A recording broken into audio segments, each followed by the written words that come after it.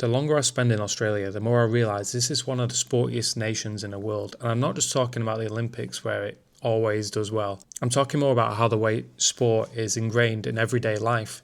And something that's interesting here is on a weekend, if you go out into the suburbs, you'll see people of all ages playing sports. I was in a suburb in Sydney a couple of weeks ago and I saw a women's football team playing, and then I saw a kids' football team playing on a pitch next to it.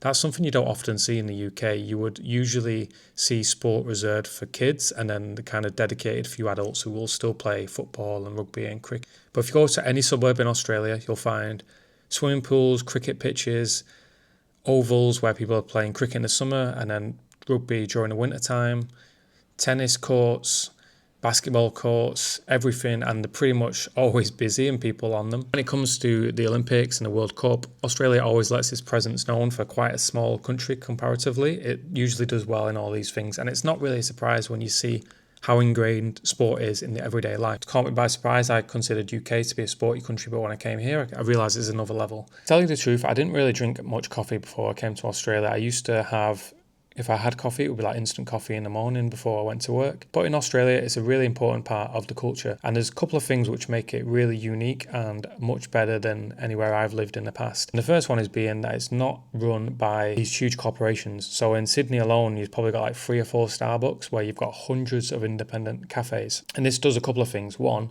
it creates more of a sense of community because instead of like queuing up at Starbucks and ordering on the app and not talking to anyone, you can have your regular cafes that you go to, you get talking to the people who work there, you build up more of a connection and it feels like more of a community feel rather than like a soulless line around Starbucks. And because it is independent, the quality is high, people are really passionate about the coffee that they serve, so you'll often find is a really good standard.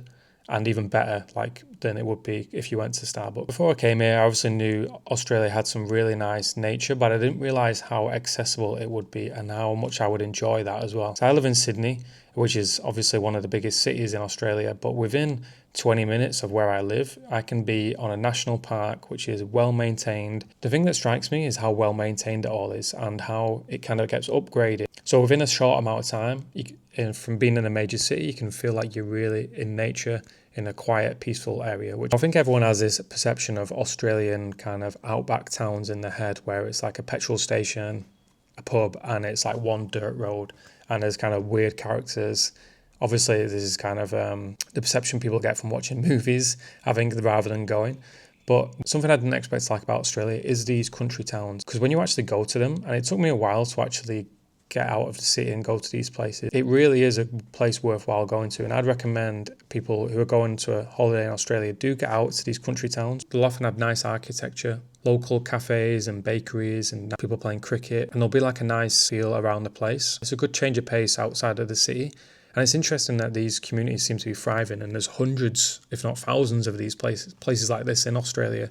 It's not just the cities, that's a small part of Australia. The real nice vibe and kind of relaxed way of life that people associate with Australia is usually found in places like this. Sorry for any English people listening to this, but I think that Australians have absolutely nailed the fish and chips because they have a slightly different way of doing it. And one of the things I've noticed is that instead of like one big piece like we usually have, and it's usually cod, they'll have like 3 separate kind of like big chunky fingers.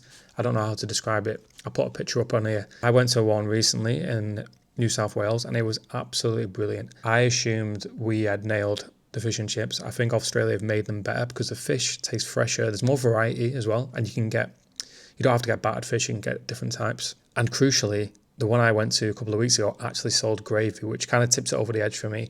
Fish and chips always needs gravy, and this one had it. It was the best fish and chips I've ever had. And this one's a big one. Something I definitely did not expect to like about Australia is that when it rains. Because when it rains here, like usually you need it. It's not rained for a few weeks and then it smashes down.